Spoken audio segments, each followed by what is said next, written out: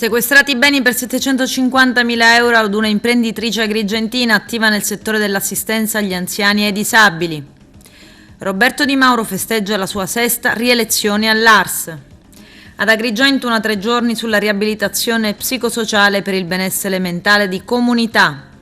A Palermo i campionati del mondo di windsurf, si è dimesso l'allenatore del Pro Favara.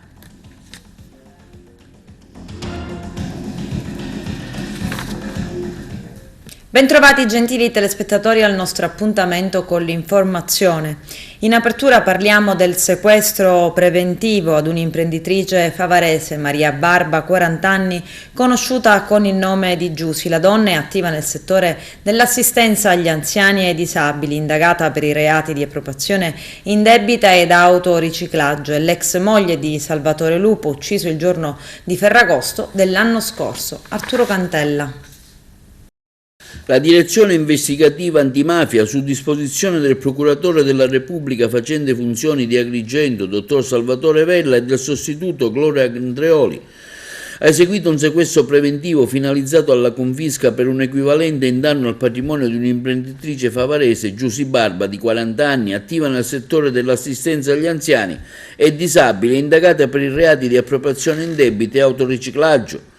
I sigilli sono stati apposti a ben 10 immobili, 2 conti correnti bancari. L'attività di indagine economica e finanziaria degli investigatori della DIA, si legge in una nota stampa della Procura, attraverso l'analisi di scritture contabili, libri sociali, movimentazione di rapporti finanziari, nonché un copioso altro materiale documentale, ha permesso sostanzialmente di ricostruire il modus operandi adottato dai soggetti coinvolti, accertando come siano riusciti nel tempo a reimpiegare il denaro provento dell'attività illecita scaturita dalla gestione di una società cooperativa Ollus.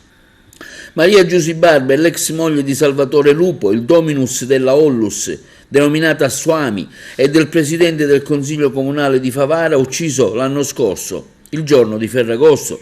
Per il delitto è stato arrestato ed è finito sotto processo il padre della donna, Giuseppe Barba, che lo avrebbe assassinato per contrasti economici legati alla separazione con la figlia. La stessa donna è stata rinviata a giudizio insieme all'ex marito con l'accusa di estorsione nell'ambito d'inchiesta che ipotizza il pizzo col cavallo di ritorno ai dipendenti della cooperativa. Stamani la conferenza stampa in procura.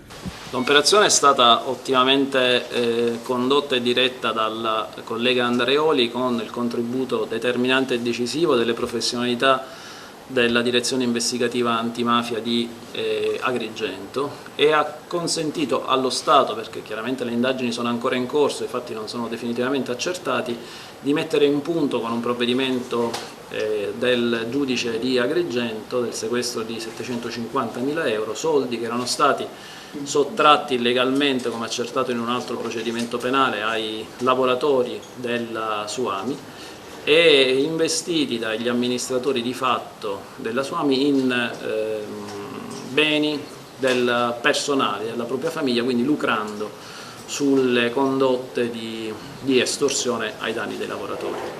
C'è un documento importante in questa indagine, ha fatto una svolta praticamente. Gli accertamenti, che sono stati molto precisi, hanno consentito di ricostruire questa vicenda e quindi di incameramento illecito di liquidità per 750.000 euro. Alla fine delle indagini abbiamo avuto un riscontro importante in un documento sottoscritto dai 2 legali della signora Barba, dell'odierna indagata, che in un tavolo che li vedeva contrapposti con il marito Lupo, oggi ucciso, indicavano espressamente che quello che era avvenuto, cioè questa compravendita, anzi questo preliminare di vendita, era in realtà uno schermo giuridico fittizio che nascondeva altro tipo di operazioni che riscontra quello che noi avevamo già accertato. Questo documento è un documento che viene prodotto in una controversia stragiudiziale, quindi fuori dalle aule di giustizia, che si conclude a luglio del 2021, cioè poco meno di un mese prima dall'omicidio di una delle 2 parti contrapposte, cioè proprio del signor. Ecco, questo è un aspetto importante. Le indagini sono iniziate prima, poi il dissidio si matura anche poi successivamente con l'omicidio. Il dissidio, per quello che è stato accertato in questo procedimento, il dissidio economico nella gestione di questo patrimonio che è stato creato illecitamente, raggiunge il suo punto massimo di contrasto poco meno di un mese prima dall'omicidio. Quindi insomma questo sembra in qualche modo accendere un ulteriore faro sull'omicidio di cui tutti noi ci ricordiamo, avvenuto a Ferragosto dell'anno scorso. Guardi, la mission della Direzione Investigativa Antimafia è tra le altre quella di approfondire a livello info-investigativo tutto ciò che riguarda i flussi finanziari e più in generale come si muove il crimine organizzato nell'ambito delle attività economiche e finanziarie. Questo in generale ovviamente, in particolare abbiamo ricevuto una delega dalla Procura per fare un approfondimento e quindi abbiamo messo il nostro know-how in questa attività di indagine e abbiamo evidenziato in questo quadro investigativo piuttosto chiaro che è emerso alcune dinamiche sicuramente opache che già hanno passato peraltro il vaglio del giudice per le indagini preliminari che ha convalidato il sequestro. Sicuramente spetterà alla sede deputata, appunto quella processuale, approdare a una certezza e una verità. Il questore di Agrigento, Rosa Maria Iraci, ha presentato oggi alla stampa il primo dirigente Francesco Marino, nuovo suo vicario. Il primo dirigente, Corrado Empoli, appena rientrato ad Agrigento, è destinato alla direzione della Polizia Amministrativa Sociale e dell'Immigrazione. Vediamo. Conferenza stampa stamani in questura tenuta dalla questore Rosa Maria Iraci per presentare il nuovo vicario del questore di Agrigento, dottor Francesco Marino, di Avola, anni 56, primo dirigente della Polizia di Stato e nuovo dirigente della terza divisione Pasi. E il dottor Corrado Empoli, originario della città di Noto, di anni 57, vicequestore della Polizia di Stato. La squadra si è ricompattata con gli arrivi di oggi.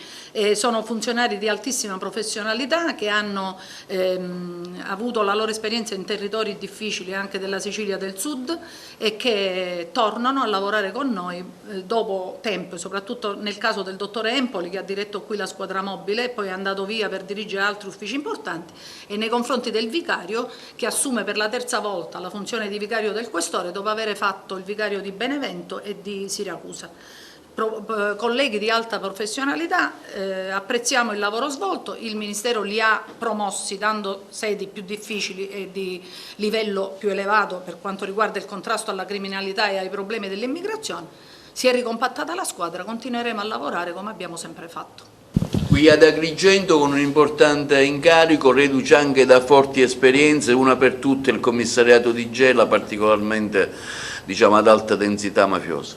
Sì, sono onorato e lusingato di venire ad Agrigento dove trovo una squadra, come diceva il signor Questore, collaudata e spero di essere all'altezza non solo delle aspettative ma di tutte le esigenze ordinarie e straordinarie che come provincia richiede attenzione, molta oculatezza e soprattutto grandissimo impegno. Come diceva il signor Questore, sono arrivato fino a Gela che poi, ripeto, è attaccata perché è ligata e questi territori li battevamo quotidianamente insieme ai colleghi della provincia di Agrigento perché si tratta di realtà in effetti particolari sia dal punto di vista sociale oltre che malavitoso, perché molto spesso ci dimentichiamo i problemi dell'occupazione, tutto il discorso del polo industriale di Gela che guarda caso è chiuso nel periodo che sono stato io al commissariato. Sono esperienze di vita che in effetti ti porti dietro da sempre perché sono così pesanti e possono anche innescare fenomeni criminali di un certo livello. Un gradito ritorno perché ho lasciato 8 anni fa una provincia alla quale sono rimasto comunque nel tempo legato affettivamente e quindi lo stesso affetto l'ho ritrovato adesso, ieri quando mi sono ripresentato dopo 8 anni, è sicuramente un punto di partenza fondamentale perché sta a significare che i valori umani comunque sono molto solidi. Ho fatto qualche esperienza professionale in provincia, adesso le esperienze saranno diverse, sono a disposizione per le esigenze della questura e della collettività. Il settore Pasi è un settore particolarmente articolato e importante, tra cui gestisce anche l'immigrazione. e questo è un aspetto che affronteremo, che avrò la possibilità di conoscere ancora meglio rispetto a quelle che sono le mie pregresse conoscenze e quindi, forte anche della mia piccola esperienza pregressa, mettermi a disposizione. Quindi gestirà anche Lampedusa, i flussi migratori, no? Questo lo stabilirà il signor Questore. Tra i candidati agrigentini riconfermati all'ARS c'è anche Roberto Di Mauro per la 6ª volta consecutiva tra i banchi di Sala d'Ercole. Arturo Cantella. Onorevole, momento di festa ma anche di impegno per la futura rappresentanza all'ARS, ecco, come rappresenterà le esigenze del nostro territorio?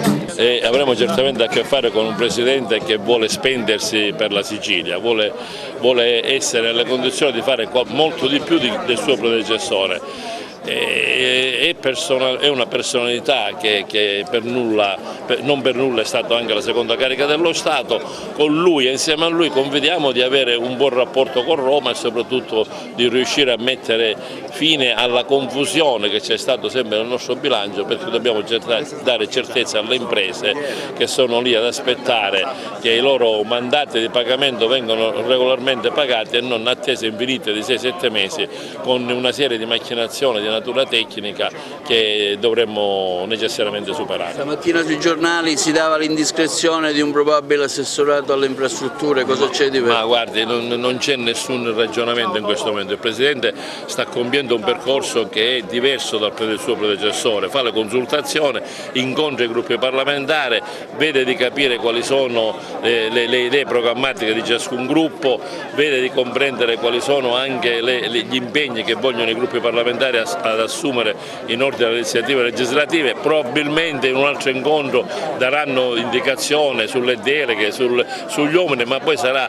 sempre il Presidente che, forte della sua autorevolezza e anche della sua saggezza, mi permetto di dire, dovrà certamente fare delle scelte. Le scelte saranno fatte nell'interesse dei partiti, dei gruppi, ma anche nell'interesse soprattutto dei siciliani. In queste ore a Roma stanno protestando contro il caro bollette. Ecco, come Regione potete fare qualcosa in questo senso? Ma noi come Regione abbiamo certamente un piano energetico che è stato già approvato e abbiamo anche nel fondo FERS ipotizzato una quota di 5 miliardi 620 milioni che sono con destinazione energia. L'energia va in 2 direzioni di marcia, quella delle imprese per cercare di alleviare le bollette attraverso gli impianti fotovoltaici che servono proprio per consentire alle imprese di avere un supporto 100% da parte dell'Europa, e anche negli enti locali, perché gli enti locali che hanno delle somme ingenti impegnate nei capitoli di spesa, un eventuale finanziamento di queste strutture che consentono di sbloccare le somme, indicarle praticamente con destinazione diversa e soprattutto non pagare le bollette, che è una cosa diventata esagerata. Si parla di bollette 3-4 volte in più e i comuni rischiano di andare in dissesto proprio per questo motivo. L'MPA si ristrutturerà come partito? Sì, certamente, questo è l'obiettivo. Faremo una riunione fra 10 giorni, 15 giorni qui con Lombardo, perché attendo una sua conferma sulla data, e l'idea è quella di organizzare una struttura di partito e anche di individuare un percorso politico romano con cui allearci per portare avanti le nostre iniziative. Non si tratta di rivendicazioni che vengono formulate a Roma come la solita richiesta di chi ritiene di essere penalizzato, ma devono essere una richiesta di autonomia forte e consapevole che poggia l'idea sul federalismo e quindi sulla responsabilità della spesa e sulla capacità di ciascuno di noi di spendere bene per avere i ritorni sul piano ovviamente economico, sociale e del territorio. Come è stata questa esperienza? Lei ha preso oltre 2000 voti nella lista del Movimento. Sì, è stata un'esperienza più che positiva, nonostante il poco tempo, solo 21 giorni, sono riuscita ad ottenere un ottimo risultato, appunto 2200 voti, ma oltre al risultato quello che per me è importante è quello che sono riuscita a creare e a fare mio, tante belle conoscenze, tante nuove esperienze, insomma è un punto di partenza, un inizio, delle basi per un percorso politico futuro con l'onorevole Di Mauro. Caro bollette, le previsioni, considerati anche gli aumenti nelle bollette di ottobre, non sono affatto positive. L'intervista a Mario Attinasi, presidente di Assoimpresa, e la protesta dei commercianti e sindaco di Bagheria in piazza a manifestare. Vediamo. Guardi, intanto preciso, non sono di Bagheria ma imprenditore di Palermo, ma poco cambia, la cosa è uguale in tutta Italia. Sono venuto a dare manforte qui. A me a luglio 3.200 contro una media di 600 euro mensili che mi arrivava prima, 400 ad agosto, adesso quella di settembre non sarà sicuramente inferiore e noi dovremmo stare a lavorare, noi dovremmo dedicarci al nostro lavoro, invece siamo costretti qui nelle piazze, non è più possibile, sono 3 anni e prima con la pandemenza, ora con le bollette, signori miei, questo è diventato uno stillicidio.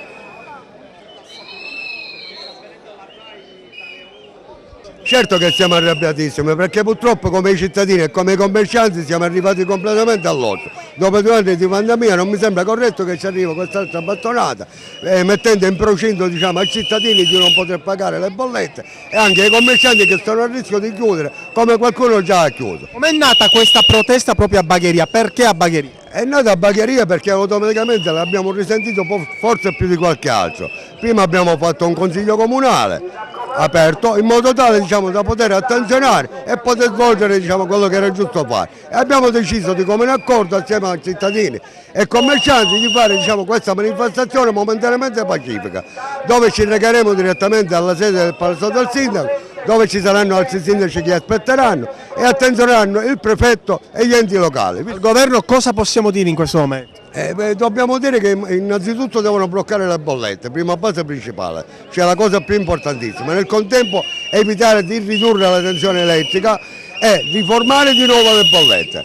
Noi li possiamo pagare fino al 12, 15, 16%, il resto va gratitato direttamente al governo. Ma Bagheria non è arrabbiata, Bagheria è mortificata come tutte le città per questi rincari non soltanto delle bollette ma del metano e anche delle materie prime. Purtroppo la crisi energetica non sta investendo soltanto lo Stato, ma sta investendo le famiglie, sta investendo i commercianti, sta investendo gli imprenditori.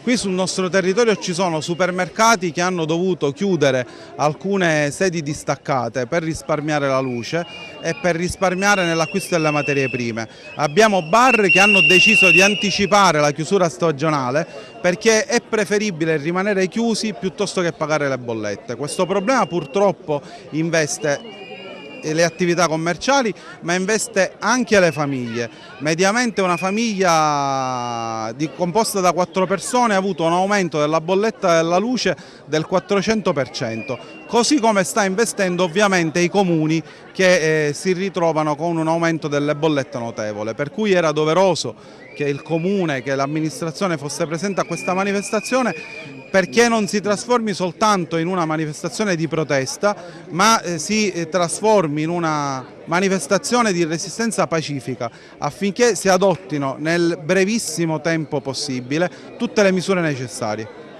Allora, l'ultima sono arrivate all'incirca 8.800 euro di bolletta quando io ne ho sempre pagato 2.600 la prima, la seconda dopo 10 giorni di chiusura 6.600 euro, la terza ancora non è arrivata, il gas è arrivato 2.900 euro, io pagavo sempre 300 euro.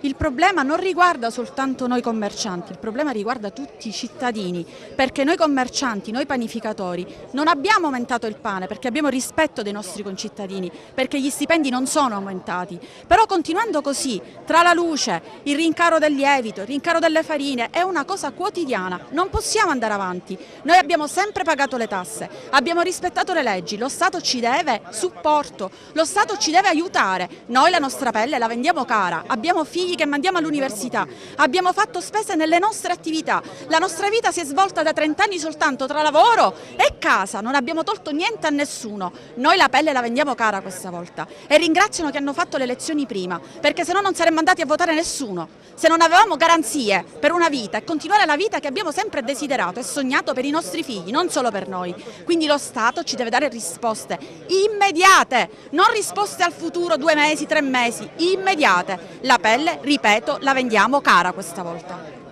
No a caro bollette perché è una cosa che non si può più sostenere, perché già un bel po' di tempo che la nostra Costituzione deve capire che già abbiamo passato 3 anni di pandemia e siamo tutte le attività a terra. Dopo un'altra pandemia ci viene un'altra pandemia più forte che è quello del carabollette, siamo costretti o a prendere interventi subito o a chiudere tutte le nostre attività. C'è molta gente che sta chiudendo. Ma c'è molta gente, se vanno a vedere, chiuso per ferie per vergogna, perché solo per vergogna, non dire che sto chiudendo. Le istituzioni devono prendere subito provvedimenti perché non ce la facciamo più, ma non fra 20 giorni, noi possiamo avere altri 8-10 giorni di tempo e vediamo che siamo tutti chiusi. Tutti, non ce la facciamo più, sia come attività e sia come gente privata, perché lo stipendio è rimasto sempre quello che era, ma le materie prime sono raddoppiate per 4 volte, quindi non ce la fanno la gente a sopravvivere e non può spendere. Quindi che le nostre istituzioni prendano subito provvedimenti prima che succeda qualche catastrofe, non ce la facciamo più. Siamo qui per protestare perché è tutto così assurdo, siamo ormai arrivati a un punto limite dove cittadini, imprese, famiglie si trovano a dover chiudere, a dover ritrovarsi a non pagare alimenti per il caro bollette, è una cosa assurda. D'altra parte ci sono aziende dell'energia privatizzate che hanno le loro sedi fiscali in paradisi fiscali, pagano meno tasse di noi, si stanno arricchendo sulle nostre spalle. È arrivato a un punto assurdo dove o lo Stato incomincia a fare lo Stato, quindi fa da datore, investe nel pubblico e recupera le proprie aziende perdute nel corso degli anni, oppure il popolo dovrà ritrovarsi a fare qualcosa perché ormai è un punto limite. Di qui a Bagheria stanno chiudendo tanti esercizi, addirittura abbiamo visto anche delle bollette in bar storici oltre 60.000 euro, anni 20 ad esempio. Sì, la cosa assurda è che ci sono veramente attività produttive che sono al limite della chiusura, chi sta già chiudendo, ed è una cosa che è uno tsunami che sta arrivando e sta travolgendo tutti. Noi ancora non abbiamo capito la gravità, perché laddove le imprese chiuderanno anche lo Stato fallirà, perché non avrà neppure la possibilità di prelevare a livello fiscale, quindi praticamente è un'uccisione dello Stato generale. Quindi noi stiamo intervenendo adesso, anche se siamo al punto limite perché vogliamo anticipare questo evento, vorremmo evitarlo, quindi che lo Stato e il Governo ci ascolti, che ci ascoltino tutte le istituzioni, perché siamo veramente arrivati al limite, ecco, di una situazione catastrofica. Dopo una crisi pandemica terribile, sanitaria, adesso una crisi economica in seguito all'inflazione, all'aumento dell'inflazione, e quindi al caro prezzi, ma soprattutto in seguito a un caro bollette senza precedenti. Assoimpresa ha stimato che da qui a dicembre potranno chiudere migliaia di imprese. La liberalizzazione delle licenze alle società energetiche avrebbe dovuto portare un ribasso dei prezzi, come è normale nelle leggi di mercato, ribasso dei prezzi e quindi tariffe più basse alle famiglie, agli utenti, alle imprese. E invece è accaduto esattamente il contrario. Queste società energetiche hanno fatto cartello tra di loro, questo cartello ha permesso delle tariffe folli, insostenibili. Il governo dovrà intervenire urgentemente se non si vuole scongiurare da qui a fine anno la chiusura di migliaia di aziende e una crisi economica e sociale senza precedenti. Naturalmente Assoimpresa ha messo in atto, ha avviato un dialogo con le istituzioni, anche insieme ad altre associazioni, proprio per evitare che questo tsunami possa diventare mortale per migliaia di imprese italiane. Congresso di medicina, una 3 giorni sulla riabilitazione psicosociale per il benessere mentale di comunità ad Agrigento al Dioscuri by Palace. I dettagli nel servizio. Oggi si parla di riabilitazione psicosociale per il benessere mentale della comunità, una 3 giorni intensa che vede la partecipazione qualificata di operatori del settore. Ecco qual è lo stato di fatto della riabilitazione psicosociale nella nostra città e nella nostra provincia. L'obiettivo della SIRP, Società Italiana di Riabilitazione Psicosociale Sezione Sicilia, è quella già da qualche anno di puntare sulle periferie, quindi Agrigento in particolare come luogo nel quale diffondere maggiormente un modo moderno di fare riabilitazione psichiatrica e psicosociale. personale, orientata al recovery, cioè alla ripresa dalla disabilità psichiatrica. Star meglio, avere dei processi di guarigione, di miglioramento è una cosa assolutamente possibile, ben documentata da studi scientifici già da molti anni, e il nostro compito è quello di diffondere questo tipo di nozione e quello di uniformare anche le modalità più moderne e più basate sull'evidenza scientifica di metodiche e tecniche di riabilitazione in grado di aiutare pazienti affetti da schizofrenia, gravi disturbi di personalità, gravi disturbi bipolari, persone cioè che soffrono di disabilità psichiche, a riprendere in mano la propria vita e piano piano ripartire verso una migliore qualità della vita, un maggiore funzionamento con un ruolo sociale valido, con successo e soddisfazione. Ecco, si parlerà anche di servizi della salute mentale in Sicilia post pandemia, tra difficoltà e opportunità. Domani è invece la giornata dedicata proprio un po' a tutti gli stakeholder, a tutti i portatori di interesse del settore, gli operatori della salute mentale, i familiari, gli amministratori, gli utenti, che si incontreranno tutti sotto un po' il mantello del dottor Raffaele Barone, che è il direttore del Dipartimento di Salute Mentale dell'ASP di Agrigento, che ha fatto questo lavoro un po' gruppale di riunione a livello di tutta la Sicilia, in realtà appunto di tutti i vari stakeholder, per parlare di budget di salute, per parlare di consulte, di partecipazione, di formazione di adolescenti. Gli alunni del presso HAC dell'Istituto Montalcini di Agrigento ricordano l'anniversario della nascita del giudice Rosario Livatino. Ieri 3 ottobre avrebbe compiuto il compleanno. Vediamo. Il 3 ottobre 1952 nasceva a Canicattì il beato Rosario Angelo Livatino, martire della giustizia e indirettamente della fede. Come lo ha definito Papa Francesco, aveva 37 anni quando, il 21 settembre del 1990, venne ucciso barbaramente per mano mafiosa mentre andava al Tribunale di Agrigento con l'automobile personale e senza scorta. Noi alunni delle classi seconda B e terza B della scuola secondaria Margherita Hack dell'Istituto Comprensivo Italiani Montalcini, diretto dal professore Luigi Costanza, abbiamo voluto ricordare l'anniversario della nascita del giudice ragazzino, perché il suo esempio di uomo buono, di magistrato attento e scrupoloso, testimone del Vangelo, fino alla morte eroica, possiamo stimolare anche noi ragazzi ad essere difensori della legalità e della libertà. Buon compleanno, signor giudice. Il giudice Livatino. Lo chiamavano ragazzino, ma era tutt'altro che un bambino, il nostro giudice Livatino. Eppure, a 37 anni di età, la morte lo colse lì già. Non è stato il volere divino, ma la mano di un feroce assassino, che a comando di un mafioso padrone ha spezzato la vita a un leone. Un leone che col suo coraggio, non vivendo solo di passaggio, ha lottato con grande dedizione contro un male oscuro e cialtrone, che avvelena la sua bella terra e che al giudice volle far guerra. Egli amò così tanto giustizia che servì con sua grande letizia sia lo Stato con le sue leggi che il Signore con le sue greggi. In silenzio pregava ogni giorno perché a casa facesse ritorno, senza scorta né altri cortei, confidò nel sub-tutela dei. Oggi il frutto del suo gran lavoro è raccolto da uomini stuolo che hanno accolto i suoi insegnamenti e li seguono stringendo i denti. Grande e giusto fu per la nazione ed un martire nello stradone che lo vide ridare al Signore la sua anima colma d'amore. Per la Chiesa lui oggi è beato perché mette il cuore impiegato nel suo lavoro di magistrato, nel voler costruire con fede un paese che vive nel bene. Presentato all'Orto Botanico di Palermo il progetto a scuola di Open Coesione con la premiazione degli istituti scolastici siciliani che hanno partecipato all'edizione 2021-22. Vediamo. Forza, forza, forza!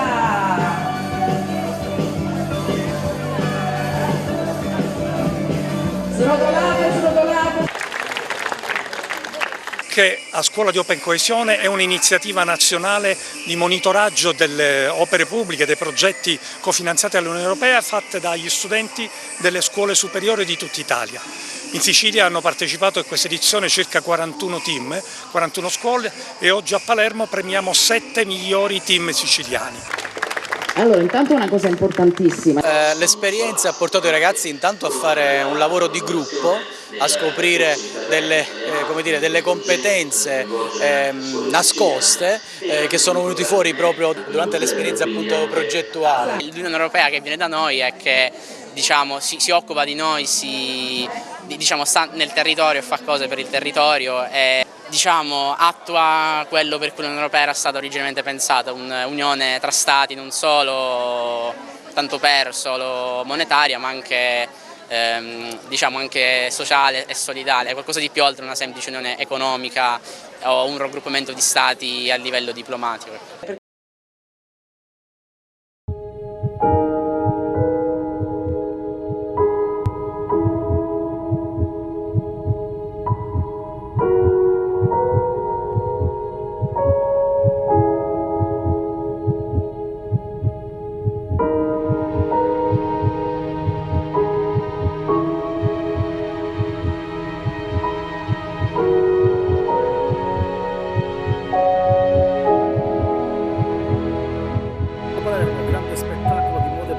Sabato sera al Teatro Pirandello di Agrigento, qual è il consuntivo, lo scopo e gli obiettivi dell'evento? Allora, un consuntivo di certo positivissimo, The Look of the Year 2022, finale nazionale per la prima volta in Sicilia e per la primissima volta ad Agrigento. Di questo siamo molto contenti perché da sempre abbiamo voluto unire la bellezza alla cultura e il Teatro Pirandello di cultura ne è davvero pieno. Una serata stupenda, fatta di artisti, fatta di ragazze straordinarie, tante ragazze sono state premiate e adesso rappresenteranno l'Italia alla finale mondiale che si terrà peraltro a fine ottobre a Sanremo, per l'esattezza il 23 ottobre. La vincitrice è la The Look of the Year Italy Carlotta Gallina, una ragazza giovanissima, piena di ambizioni e soprattutto piena di canoni idonei a questo mondo che è il mondo della moda. Ovviamente un ringraziamento speciale va a Mario Dovidio, il patron nazionale, alla nostra direttrice organizzativa Veronica Caruso, a tutto lo staff. C'è stato un lavoro di squadra, è stata una 5 giorni molto impegnativa perché gestire 60 ragazze provenienti da tutta Italia arrivate ad Agrigento non è stato semplicissimo, ma è stato possibile grazie ad un'equipe di professionisti. Ringraziamo anche il Lounge Beach che è stato il nostro quartier generale e poi siamo stati a Gela a visitare la nave greca, insomma un tour fatto di prove ma fatto anche di nuove conoscenze e nuove esperienze per le ragazze e quindi prossima tappa Sanremo per la finale mondiale. Questo evento cosa ha rappresentato per la città di Agrigento? E poi il Pirandello si è sposato bene con la moda, la bellezza? Esatto, per me che avevo già presentato in questo teatro, vedere 60 ragazze con queste coreografie straordinarie è stata un'emozione pazzesca. Penso che sia stata la prima volta che un evento di così alta moda si sia tenuto lì e si è sposato bene anche con gli abiti, perché avevamo degli stilisti come Jay Monteiro, Jariel, degli stilisti provenienti da Milano, da Napoli, da tutte le città che hanno portato degli abiti elegantissimi e quindi che hanno ancora di più arricchito la splendida cornice che è il Teatro Pirandello. Poi un pubblico elegante, una co-conduttrice stupenda, Serena Petralia, una modella molto conosciuta, vincitrice di tanti concorsi a livello nazionale e quindi una serata da non dimenticare. A Palermo i campionati del mondo di windsurf, 400 velisti in rappresentanza di 25 nazioni in gara fino a domenica prossima, 9 ottobre. Vediamo. Un evento importante, un evento unico che io dico passerà alla storia, non solo come il numero di partecipanti ma anche come festa dello sport, come attrazione che ha messo in moto il territorio. Il territorio ha risposto in maniera importante, ha coinvolto tutto il litorale del Golfo di Mondello, è stato coinvolto e come Albaria ci sentiamo di dire che vi riserveremo, vi assicureremo uno spettacolo veramente unico. Vedere 400 vele, già i colori del Golfo sono unici, ma là se li ravvivi con 400 vele che si muovono sarà una cosa veramente indimenticabile. Sì, abbiamo voluto dare questo supporto tecnico e logistico all'Albaria perché crediamo che Mondello meriti assolutamente di avere una grossa organizzazione che possa portare la nostra città, i nostri sportivi in tutto il mondo. Noi vogliamo ricevere i migliori sportivi del mondo perché possono essere di sprone ai nostri giovani atleti. Lauria, dove c'è sport, dove c'è mare, sicuramente è pronto sempre, dà sempre una mano, felice di poter collaborare senza nessun altro scopo che quello di fare crescere lo sport, di fare crescere gli sport nautici e di fare crescere l'amicizia. E perché Calcio Pro Favara si è dimesso l'allenatore Francesco Tudisco, il tecnico che da un anno guida i gialloblu verrà temporaneamente sostituito da Giuseppe Fallea. C'è il servizio di Giuseppe Moscato. Francesco Tudisco non è più l'allenatore della SSD Pro Favara. Il tecnico acese ha presentato le proprie dimissioni dalla guida della panchina gialloblu ieri sera. Una drastica decisione presa subito dopo la sconfitta subita domenica scorsa a Mazzara del Vallo. Il consiglio direttivo della società favarese ha preso atto della volontà dell'allenatore di lasciare l'incarico ed ha accettato le dimissioni, provvedendo alla risoluzione consensuale del contratto. Francesco Tudisco era arrivato alla Pro Favara lo scorso anno, a campionato già iniziato, ed era riuscito a risalire la classifica portando la squadra ai vertici fino a disputare i play-off per il salto di categoria.